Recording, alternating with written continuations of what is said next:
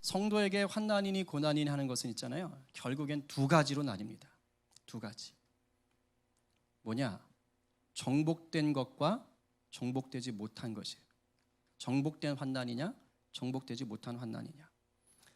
여기서 정복됐다라는 것은 우리에게 닥쳐오는 환난이나 고난이 내 눈앞에서 사라졌다, 이것도 되지만 그것만 있는 것이 아니죠. 제가 누누이 말씀을 드리지만 환난이나 고난은 여전히 아직 나한테 있지만은, 그러나 그것이 나에게 더 이상 문제가 되지 않는 상황, 그런 위기의 상황, 극한 상황인데도 불구하고 우리 마음에 주님이 주시는 평강과 기쁨이 넘치고 있다. 그러면 이 환난이나 고난을 정복한 게 되는 것입니다. 이게 진짜 승리지요. 이게 진짜 고난이나 환난을 정복한 자의 삶이지요. 그런데 우리가 이 성도에게 닥쳐온 이 환난이니 고난이니 하는 것을 정복한다, 정복하지 못한다 하는 것이 어디에 달렸느냐, 어디에 기준이 있느냐, 쉽게 말하면 어떻게 이 환난이나 고난을 정복하는 것이냐, 그것은요, 그 사람이 무엇을 의지하고 자랑하고 있냐에 달렸어요. 다른 말로 말하면 그 사람이 정말 믿는 게 뭐냐, 여기에 달린 거예요. 여기에서 그 사람에게 닥쳐온 그 환난이니 고난하는 것을 이겼냐 못 이기냐가 판가름이 나는 것입니다. 교회를 다녀도요, 세상을 의지하고 세상의 것들을 자랑하는 분들이 꽤 많습니다. 돈, 권력, 인맥, 지식, 건강 등을 의지하고 자랑해서 그걸로 성공을 누리려고 하는 것이죠. 그러니까 어려움이 딱 닥치면, 환난이 닥치면, 고난이 닥치면 어떻게 하는 거예요? 지금 제가 말씀드린 이것들을 총동원하는 거예요. 그리고 그것들로 해결하려고 하는 거예요. 근데 실제로 이게 그게 우습게 여길 것이 아니죠. 여러분, 우리가 잘 알듯이 돈이나 인맥이나 지식은요, 굉장한 파워를 갖고 있어요. 막강합니다. 아마도요, 우리가 돈, 권력, 인맥 이 세 가지만 빵빵하게 가지고 있어도요, 살면서 닥치는 어지간한 문제는요 다 해결할 수 있을걸요. 아마 그럴 거예요. 돈, 인맥, 권력, 이 세 가지를. 세상의 삼위일체잖아요. 세상의 삼위일체. 근데 영적인 눈으로 보면 이런 것들은 결국 언발에 오줌 누는 것밖에 되지 않아요. 언발에 오줌 누면 어떻게 되죠? 안 넣어보셨군요. 생각을 해봅시다. 저도 안 넣어봤어요. 언발에 오줌을 누면 어떻게 돼요? 이 권사님은 넣어보셨어요? 잘하시네. 막 웃어. 언발에 오줌 누면 풀어져요, 안 풀어져요? 풀어져요. 그 즉시는 풀어져요. 근데 다시 어떻게 되죠? 더 꽝꽝 얼어요. 영적인 눈으로 보면 진정한 승리가 없고 더 견고해지는 거예요. 세상적으로. 땜빵 인생 되는 겁니다. 여러분, 냄비 이렇게 때우는 거 보셨어요? 생각해 보세요. 냄비가 여기저기 덕지덕지 땜빵을 해놓은 냄비가 있다면 그 나중에 어떻게 보겠어요? 세상의 것들로 자기 앞에 닥치는 환난이나 고난을 해결하려고 노력하는 것은 사실은 이런 것과 같은 거예요. 혹시 카드 돌려막기 해보셨어요? 그런 거 안 해보는 인생 되기를 간절히 축복합니다. 정말 그래야 돼요. 제가 보니까 카드 돌려막기 이렇게 하더라고요. 3개를 만들어요. 그래가지고 결제일을 다 다르게 합니다. 그리고 카드 하나에서 예를 들면 100만 원을 인출하는 거죠. 빌리는 겁니다. 카드로. 빌리는 거예요. 빌리는 거. 그리고 그 첫 번째 카드 결제일이 되면 두 번째 카드로 100만 원을 또 빌려가지고 첫 번째 카드를 막습니다. 그리고 두 번째 카드 결제일이 되면 이제 세 번째 카드로 100만 원을 빌려가지고 두 번째 카드를 막는 거죠. 이렇게 해서 돌아가는 거예요. 이렇게 계속 카드를 돌려가면서 빚을 갚는 게 아니라 그냥 빚을 막고만 있어요. 근데 결국 나중에 어떻게 될까요? 이걸 경험해서 대답하시면 좀 아닌 것 같습니다.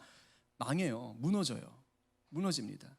결국 그 빚도 빚인데요, 이자를 감당 못해요. 이게 계속 돌려막다가 그래가지고 망합니다. 제가 정말 이렇게 산 분을 봤어요. 이렇게 산 분을 봤어요. 근데 이분이요, 정말 이제 하루도 마음이 편하지를 못해요. 늘 불안합니다. 왜냐하면 카드 빚을 갚아야 된다는 이 압박감이, 생각해 보세요. 주기적으로 결제일만 되면 닥쳐오잖아요. 그러니까 주기적으로 어김없이 닥쳐온다는 걸 아니까 늘 걱정하는 거예요. 늘 두려움에 시달리는 거예요. 그러니까 당장 문제는 해결했어요. 눈앞의 문제는 해결했지만 마음의 평안이 없으니까 결코 문제가 해결된 것도 아닌 겁니다. 약간 극단적인 예지만 우리가 이 세상의 것들로만 내 삶의 어려움과 고난이라는 것을 해결해 보려고 하는 것은 결국 이렇게 돼요. 완전한 해결, 영원한 해결을 주지 못한다는 것입니다. 무엇보다 마음의 평안과 기쁨을 주지 못합니다.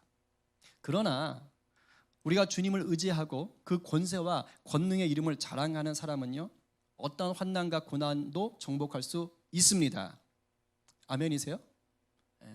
사실 이게 아멘하기 쉽지 아멘인 건 알죠. 근데 여러분들은 우리 모두가 그 앞에 나온 것들을 정말 이렇게 의지하거든요. 그러나 오늘 이것에 대해서 우리가 정말 믿음으로 도전을 받아야 돼요. 왜 우리가 하나님의 이름만을 의지하고 그 이름을 자랑할 때 이기느냐? 우리 이미 잘 알고 있는 것입니다.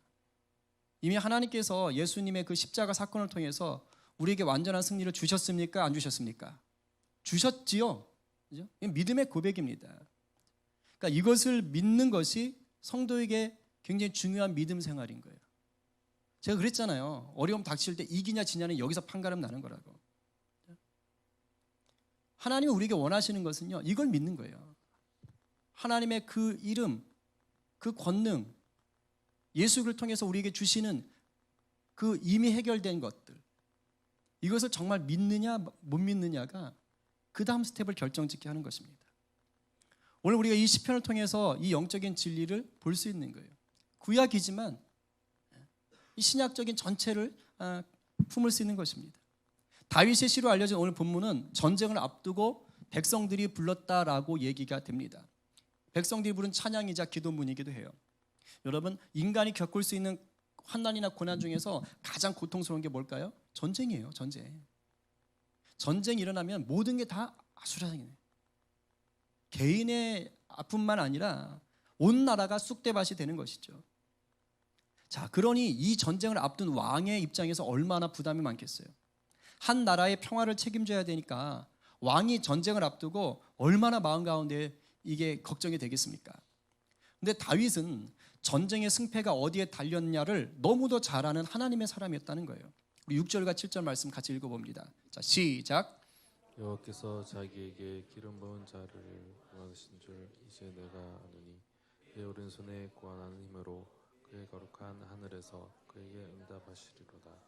어떤 사람은 병거, 어떤 사람은 말을 의지하나 우리는 여호와 우리 하나님의 이름을 자랑하리로다. 아멘. 자, 6절에서 뭐라고 했습니까? 여호와께서 구원하신다. 기름 부음 받은 자를 구원하신다. 오른손에 구원하는 힘으로 두 번이나 강조하고 있어요.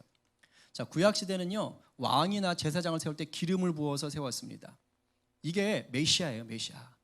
이렇게 기름을 부어 세운 사람을 메시아라 그러는 거예요, 구약 때는. 이게 이제 신약으로 오면 헬라어로 그리스도가 되는 거예요. 근데 이것은 이제 기름을 부었다는 건 뭐냐면 하나님이 그 사람에게 권위를 주셨다. 그리고 동시에 하나님이 이제 그 사람을 책임지신다, 이 말입니다. 동시에 어떤 뜻이 있느냐? 이제 내가 기름 부음을 받았으니까 하나님께 순종한다, 이 뜻이 있는 거예요. 그러니까 이 시에서는요, 이제 다윗이 하나님 앞에 기름 부어서 세움받은 왕입니다. 그래서 다윗은 어떤 생각을 합니까? 하나님이 이 전쟁에서 나를 안전하게 돌보시고 승리하게 하실 것이다 라는 것을 믿고 있는 거예요. 다윗은 전쟁의 승리가 많은 병거나 많은 말에 있지 않다는 걸 너무도 잘 알았어요. 요즘으로 말하면 뭐 전투기, 미사일, 대포, 최신 무기 이런 것들이 많다고 전쟁에서 이기는 게 아니라는 것을 알고 있었던 거예요. 전쟁의 승리는 어디에 있다? 기름 부음에 있다는 것을 아는 거예요. 하나님이 기름 부어 주셔야지만 이긴다는 걸 알았습니다. 그런데 이게 우리가 너무 많이 들어서 알고는 있는데 내가 정말 이걸 믿음으로 내 것으로 만들지 않으면 그 승리는 내 것이 되지 않습니다. 오늘 본문 7절에서 이 병거와 말을 의지하는 어떤 사람, 그죠? 어떤 사람은 병거를, 어떤 사람은 말을. 이 어떤 사람은 본문에서는 하나님을 믿지 않는 이방 족속일 수 있어요. 본문 안에서는. 그러나 오늘날 여기 이 지금 말씀을 대하는 저와 여러분들에게 있어서 이 어떤 사람은 예수를 안 믿는 사람들만 해당되는 게 아니라는 말이에요. 안타깝게도 예수를 믿는다고 말은 하는데 여전히 하나님의 이름을 의지하거나 자랑하지 못하는 사람들, 세상적인 것을 더 의지하고 더 자랑하는 성도들이 바로 저 어떤 사람들인 거예요. 교회는 나오지만 환난이나 어려움이 닥칠 때 돈부터 찾고 권력부터 찾고 인맥부터 찾고 지식부터 해결하려고 하는 자들, 그러한 자들이 여전히 병거와 말을 의지하고 그것을 자랑하는 불신앙의 사람들이라는 것입니다. 저는 지금 우리가 병거나 말이 전혀 필요가 없다 이 말하는 거 절대 아니에요. 필요합니다. 오늘 전쟁에 나가는 다윗도요, 병거하고 말이 있었습니다. 창칼 방패 있었어요. 아주 잘 훈련된 병사들이 있었어요.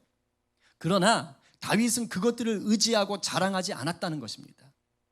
다윗에게는 병거나 말, 군대는 그저 하나님이 주신 선물일 뿐이었습니다. 다윗은 오로지 병거와 말, 군대를 허락하신 누구? 하나님만을 믿고 그 하나님을 의지하고 그 하나님을 자랑할 뿐이었어요. 이것은 다윗의 자라온 삶을 통해 경험되어진, 체험되어진 믿음입니다. 하나만 예를 들어 볼까요? 블레셋의 영웅 누구하고 싸웠습니까? 골리앗. 그죠? 골리앗하고 싸울 때 되게 웃겨요. 골리앗이 있잖아요. 다윗 하나 놓고 지금 싸우러 나오는 거거든요. 그러면 그 애잖아요.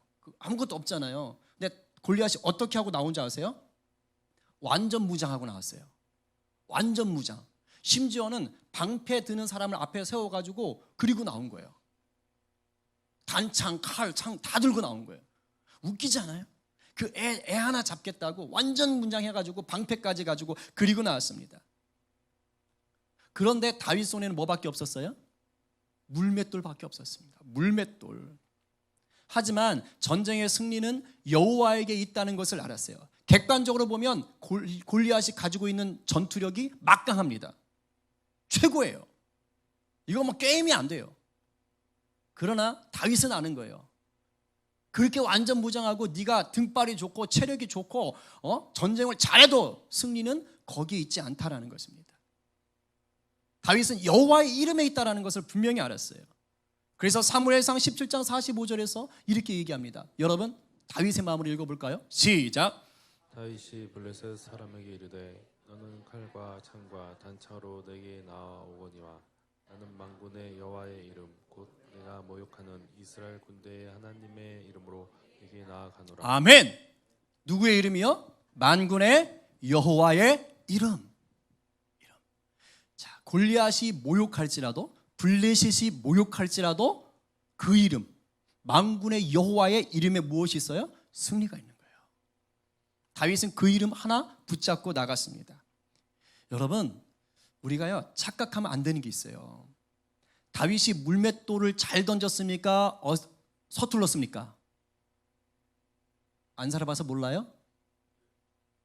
잘 던졌지요. 그죠? 생각해서 이렇게 해서 하나 딱 던졌는데 여기 딱 맞추잖아요. 실수로 맞춘 거예요? 정말 잘 던졌어요. 다윗은 아주 능숙한 자였습니다. 그러나 다윗이요 물맷돌 던지는 실력이 탁월했기 때문에 전쟁에 이긴 게 아니에요. 물맷돌 던지는 실력이 누구보다 뛰어났기 때문에 골리앗을 이긴 게 아닙니다. 하나님이 이기게 하셔서 이긴 겁니다. 믿으세요? 오늘 이걸 분명히 아셔야 돼요. 다윗은 자기가 분명히 말하는 거예요. 내가 이걸 좀 잘 던지니까 너 이길 수 있어가 아니에요. 하나님이 하나님의 이름으로 이기게 하신다는 것입니다. 하나님과 눈을 맞추고 그리고 나서 자기 손에 있는 물맷돌을 바라보니까 다윗이 담대할 수 있었던 거예요. 여러분, 하나님하고 눈을 맞추지 않은 채로 다윗이 물맷돌을 봤으면 어떻게 될까요? 그것과 골리앗을 비교하게 됩니다. 바로 주눅 들어요. 바로 두려워하게 되는 것이에요.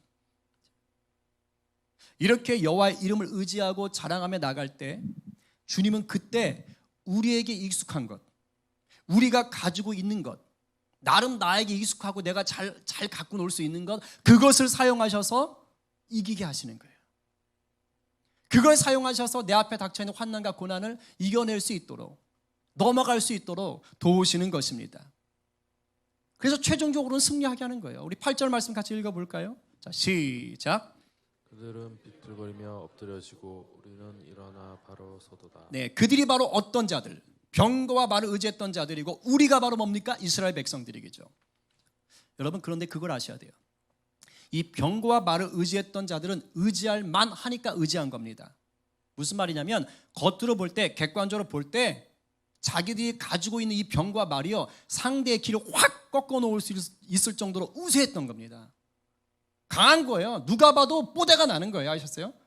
어깨 힘줄만 한 것입니다. 출애굽했을 때 이스라엘 백성을 뒤쫓았던 이집트 군대가 그랬습니다. 여러분 출애굽기를 보면요, 이스라엘 군대를 쫓기 위해서 파라오가 직접 나가잖아요. 이집트 군대를 데리고. 그때 이렇게 적혀 있어요. 한번 읽어봅시다. 자, 시작. 그는 특수병거 600대로 편성된 정예부대와 장교들이 지휘하는 이집트 병거 부대를 모두 이끌고 나섰다. 자, 그 다음 마침내 바로의 모든 병거와 기마와 그의 기병과 보병으로 구성된 이집트 군대가 이스라엘 백성을 추격하여, 자, 모든 군대가 다 나갔는데 그 중에서 최정예 부대, 특수병거 부대가 600대가 나가는 거예요. 이게 그때 당시 이집트를 최고의 나라로 만들었던 군사력입니다. 오늘날로 말하면 뭐 우리나라 특수부대, 미국의 델타포스. 제가 이렇게 찾아봤어요. 전 세계 특수부대 중 1위. 그러니까 영국의 무슨 S5로 나가더라고요. 저도 모르겠어요. 델타포스가 2등인가 3등이라고 그래요. 그러니까 정말 최정의 부대인 거예요, 부대. 그런 애들 600명 쫙 풀어놓은 겁니다. 그러니까 지금 그걸 데리고 나가고 있는 거예요. 파라오는요, 이 엄청난 이집트 군사력을 뭐 했을까요? 의지하고 자랑했던 겁니다. 이 600대의 특수부대와 군사들을 데리고 가면 저 60만 명의 이스라엘 군대 백성들을 내가 잡아서 다시 끌고 올 수 있겠구나, 이 생각을 했던 거예요. 확실한 믿음이 있었던 것이죠. 그러나 결과는 어떻게 됐습니까? 하나님의 이름을 의지하고 하나님의 이름을 자랑하던 모세에게 완패당했습니다. 그 대단한 이집트 군대가, 그죠? 모두 홍해 바다에 빠져서 흔적도 없이 사라졌어요. 반면에 위기에 처해 있던 이스라엘 백성들은 안전하게 목숨을 다 건졌습니다. 여러분, 이거예요. 인생 좀 꼬일 수 있습니다. 좀 피곤할 수 있어요. 그러나 어떤 상황에도 있잖아요. 우리가 정말 주님만 바라보고 눈 맞추고 우리가 주님의 이름, 권능의 이름만 의지하고 자랑하면 주님이 허락해 놓으신 놀라운 승리와 평안을 누리게 될 줄로 믿습니다. 네, 정말. 자, 그렇다면 우리가 이 여호와의 이름을 의지하고 자랑하며 승리한다는 게 어떤 상태일까? 오늘 본문에 조금 더 나오기 때문에 두 가지로 좀 보고 정리하려고 그래요. 길게는 안 갈게요. 첫 번째 뭐냐? 우리 앞에 닥쳐진 환난이나 고난의 어떤 문제들을요, 하나님 앞으로 먼저 가져가는 거예요. 하나님 앞에 먼저 가는 것. 쉽게 말하면 예배하는 것입니다. 하나님을 그 예배하는 자리에 가지고 가서 간절히 부르면서 그 문제를 아뢰고 하나님의 일하심을 믿고 그리고 찬양하는 거예요. 1절부터 3절까지 말씀 다시 한번 고백합시다. 자, 시작. 환난 날에 여호와께서 내게 응답하시고 야곱의 하나님의 이름이 너를 높이 드시며 성소에서 너를 도와주시고 시온에서 너를 붙드시며 내 모든 소재를 기억하시며 내 번제를 받아주시기를 원하노라. 아멘. 자, 지금 다윗이 전쟁을 앞두고 있는데 어디로 올라갔습니까? 시온에 있는 성소로 올라갔어요. 가서 소제와 번제, 제사 일종이죠. 그것을 지금 드리면서 예배하고 있습니다. 뭐 한 거예요? 위기 상황에서 주님 앞에 나아가 그것을 아뢰고 그리고 찬양하고 기도하고 있는 것입니다. 여러분 어떠세요? 물론 이제 여기 다 나오신 분들은 다윗과 같은 분인 줄로 믿습니다. 근데 정말 환난과 어려움이 닥칠 때, 그럴 때 여러분들은 어디를 향해서 제일 먼저 발걸음을 떼십니까? 혹시 세상의 것들을 다 하다 안 돼서 주님한테 오십니까? 아니면 주님께로 먼저 가십니까? 이게 굉장히 중요해요. 이게 굉장히 중요해요. 우리는 하나님이 주신 선물 드린 돈이나 인맥이나 지식들을 먼저 찾을 때가 있어요. 하나님이 주신 것들을 먼저 찾을 때가 있어요. 그걸 가지고 어떻게 해보려고 할 때가 있어요. 그건 하나님 아닙니다. 선물일 뿐이에요. 하나님을 먼저 찾는 자가 자기 앞에 닥쳐온 문제를 온전하게 해결받을 수 있습니다. 왜냐하면요, 하나님은 단순히 문제 해결자 정도가 아니시기 때문이에요. 저는 우리가 하나님을 내 문제 해결자라고나 이렇게만 보지 않았으면 좋겠어요. 우리가 그분을 먼저 찾아야 되는 이유는요, 그분이 우리를 잘 아시기 때문이에요. 우리를 지으셨기 때문이에요. 우리 아버지 되시고 그분에게 사랑이 많으시기 때문입니다. 그래서 그 하나님이 뭐예요? 이미 우리에게 있어야 될 것을 미리 아시는 분이에요. 그리고 이미 우리를 위해서 그러한 것들을 있어야 될 것들을 준비하고 계신 분이신 줄로 믿으시기 바랍니다. 저는 이거 확신해요. 단순히 문제 해결을 해주시는 분이니까 그런 정도가 아닌 거예요. 그건 내 아버지이신 거예요. 나를 지으신 분인 거예요. 나보다 나를 더 잘 아시는 거예요. 우리 모두가 그 어떠한 문제를 만나든지 먼저 하나님 앞에 나와서 정말 예배할 수 있는 예배자 되시기를 간절히 축복합니다. 그래서 문제를 하나님께 맡기고 하나님의 방법으로 해결받기를 구하는 정말 진짜 믿음의 사람이 되기를 좀 축복해요. 그럴 때 우리에게 참된 승리, 참된 평안, 참된 기쁨이 넘치게 될 줄로 간절히 믿습니다. 두 번째는 뭐냐? 자, 예배를 한다는 것은요, 실제적으로 하나님과 우리 가운데 친밀한 관계 형성이 있어야 된다는 거예요. 우리 4절하고 5절을 좀 한번 다시 읽어보겠습니다. 자, 시작. 내 마음의 소원대로 허락하시고 내 모든 계획을 이루어 주시기를 원하노라. 우리가 너의 승리로 말미암아 개가를 부르며 우리 하나님의 이름으로 우리의 깃발을 세우리니 여호와께서 내 모든 기도를 이루어 주시기를 원하노라. 간청형으로 되어 있지만 이렇게 해 주신다는 것이에요. 그런데 잘 보세요. 이 구절을 잘 보면은 내 마음의 소원대로 허락한다, 내 모든 계획을 이루어진다, 내 모든 기도를 이루어 주신다, 이렇게 되어 있어요. 그러니까 내가 원하는 대로 다 되는 것처럼 보이는 거예요. 내가 원하는 대로. 너무 좋지 않아요? 근데 여러분, 어떻게 하면 이렇게 될 수 있어요? 어떻게 하면 내 마음의 소원대로 다 허락해 주시고 내 모든 계획대로 다 이루어지고 내가 기도하는 대로 다 이루어질 수 있습니까?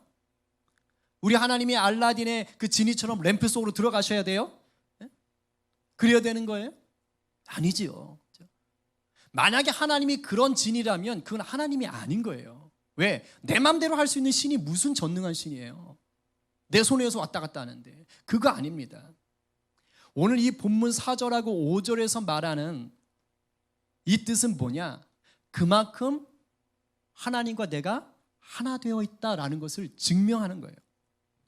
내 소원이 하나님의 소원인 것이고 내 계획이 곧 하나님의 계획이 된다는 것이에요.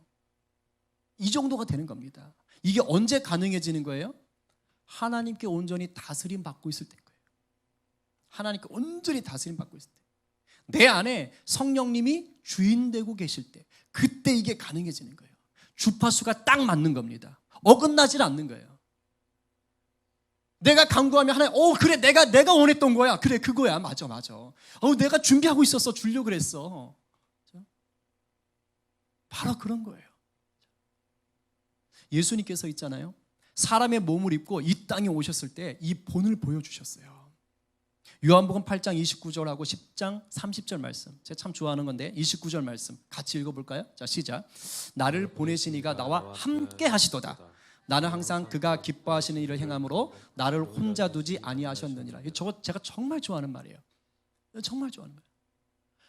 이 예수님이 하신 말씀이에요. 나를 보내신 하나님이 나와 항상 함께 하신대요. 근데 예수님이 어떤 걸 하느냐? 하나님이 기뻐하시는 것을 항상 하는 거예요. 그러니까 그 하나님께서, 그 아버지 되신 하나님께서 예수님을 혼자 두지 않는 것이에요. 딱 붙어 있는 겁니다. 딱 붙어 있는 거. 온전히 하나가 된 거예요. 그러면서 나와 아버지는 뭐다? 하나다. 예수님이 지금 우리에게 왜 이렇게 말씀을 하실까요? 물론 예수님의 정체성을 우리에게 알려주는 것이기도 하지요. 그러나 한 걸음 더 나아가서 예수님이 이 말씀을 하시는 것은 뭘까요? 우리도 이렇게 살아라, 이 말입니다. 하나님과 예수님이 하나가 되셨던 것처럼 우리도 주님과 하나가 되어서 살 때 이미 우리에게 허락된 기쁨과 승리와 평화를 누릴 수가 있다는 것이에요. 그래서 우리 예수님은 요한복음 우리 15장 7절에서 포도나무 비유로 말씀하실 때 기가 막힌 말씀을 하시잖아요. 내 모든 기도를 들어주시길 원하노라 예수님도 얘기하십니다. 우리 15장 7절 시작. 너희가 내 안에 거하고 내 말이 너희 안에 거하면 무엇이든지 원하는 대로 구하라. 아멘. 그러면 이루리라. 아멘. 무엇이든지 원하는 대로 구하면 이룬다. 전제가 뭐죠? 하나 되어 있을 때예요. 하나 되어 있을 때. 우리가 주님과 친밀한 관계, 인격적인 관계가 없이요.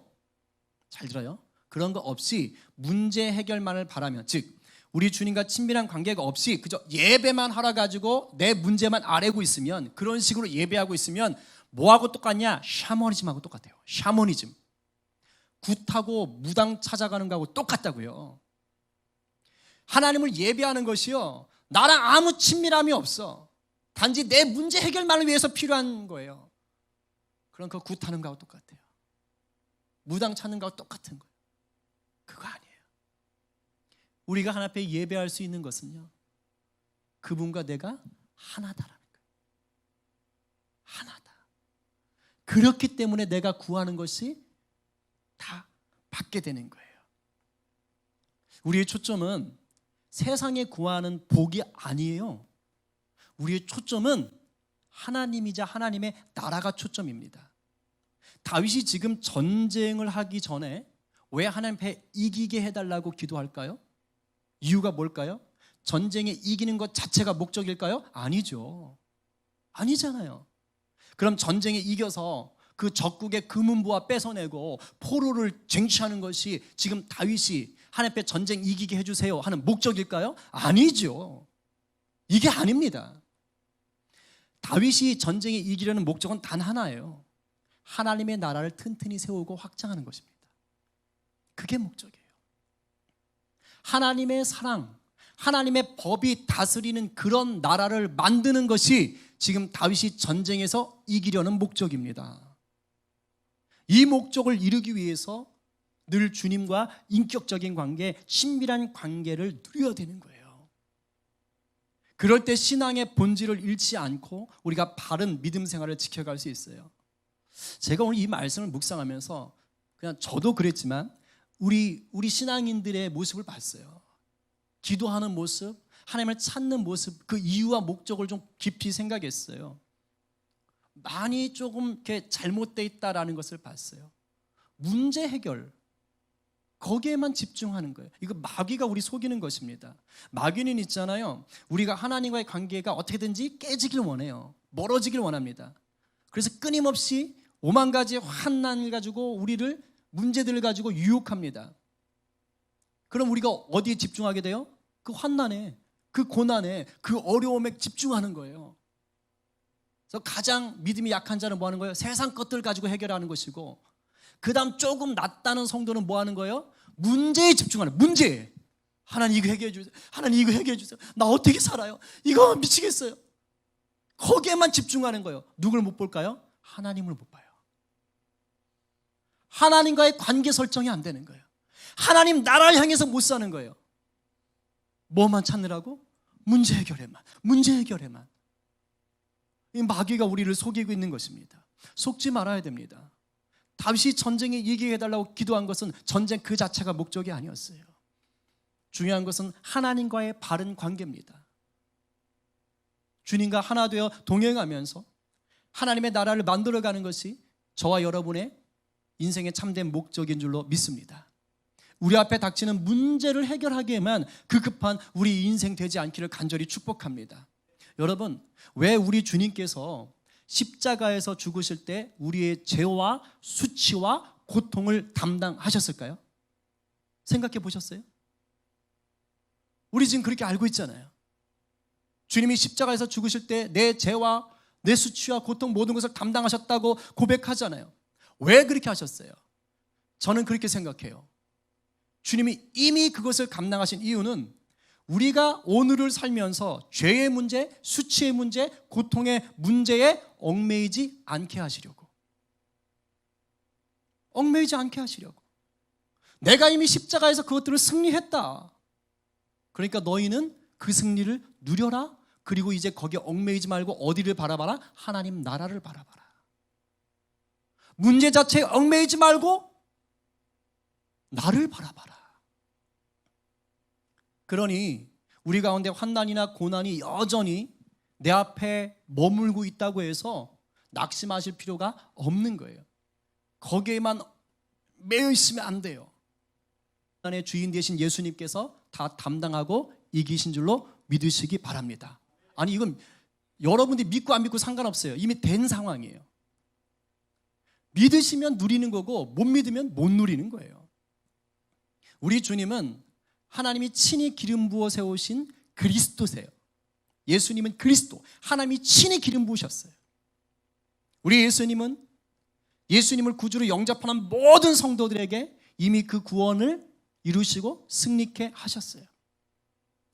우리가 이것을 누리기 위해서 오늘 얘기한 대로 하나님 앞에 더 예배하는 거예요. 그러면서 그분과 인격적인 친밀함을 소망하고 누리면 됩니다. 그럴 때 어떤 문제일지라도 우리는 다시 딛고 일어나서 평강과 기쁨을 누릴 수가 있습니다. 그리고 문제 자체가 아니라 어디로? 하나님 우리에게 허락하신 소명과 사명을 향해서 달려갈 수 있는 힘과 지혜를 얻을 수가 있는 거예요.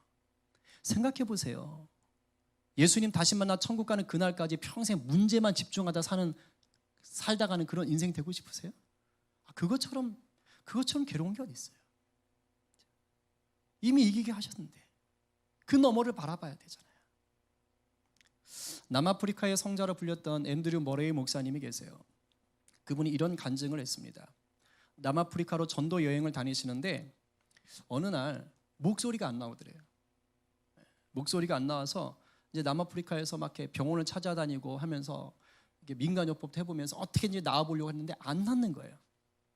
왜냐하면 이분은 사역자잖아요. 설교하셔야 되잖아요. 목소리가 안 나오는 거예요. 그래서 할 수 없이 영국으로 간 거예요. 이제 그래도 좀 발달된 곳으로 가면 낫겠다. 그래서 좋다는 병원 다 다니고 심지어는 치유 집회도 찾아갔대요. 유명하다는 치유 집회까지. 그런데도 안 낫더래요. 그 믿음 좋은 분이, 그죠? 지금 문제가 있는 거예요. 사역자가 말을 못 하는 거예요. 설교를 못 하고 있는 거예요. 굉장한 환난 아니에요? 이분도 낙심했었겠죠. 근데 어느 날 하나님의 깊은 깨닫게 하심을 경험하신 거예요. 그리고 설교를 해야 될 자리가 있었답니다. 그래서 그 설교하는 자리에 가서 이렇게 얘기했대요. 물론 목소리는 안 나오죠. 아주 작은 목소리로 이렇게 말했대요. 너무 작으면 안 들리니까 적당히 키워서 말씀드릴게요.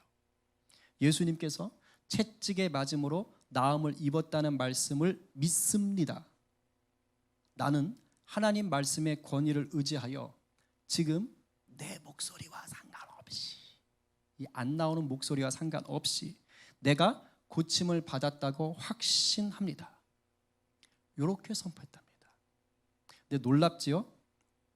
그 뒤에 얼마 안 가서 실제로 목이 회복되고 소리가 나왔대요. 더 위대한 것은 뭐냐? 그 뒤로는 목소리 때문에 어려움을 당하지 않았다라는 것이에요. 무엇을 깨달으신 겁니까? 이 목사님이 문제 상황에 초점을 맞추지 말아야 되는구나를 깨달은 거예요. 그 목사님은 인류 병원이나 첨단 의료 기술에 초점을 맞추지 않으신 거예요. 머레이 목사님은 어디에 초점을 맞췄어요? 오직 하나님, 그 말씀의 권능, 그 이름, 이미 이루신 하나님의 역사에 초점을 맞춘 겁니다.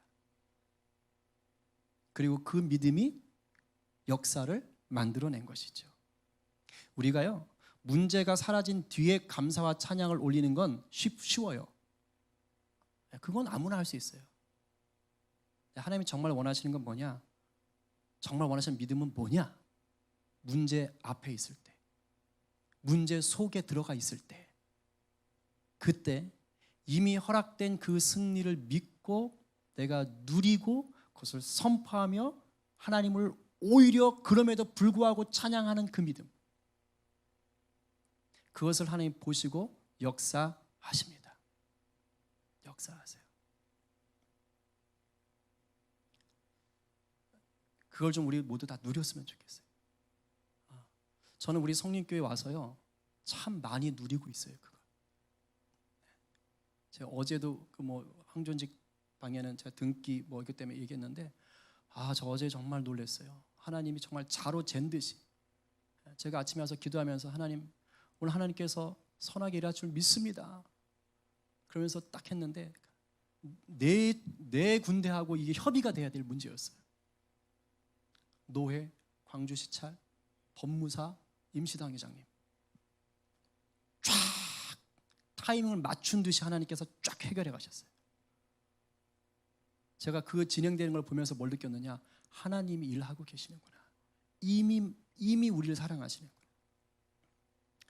원하기는 저와 여러분 모두가 정말 우리 안에 살아계신 주님과 온전히 동행하시면서 이 믿음의 실제를 좀 누리고 나누며 사시길 간절히 축원합니다.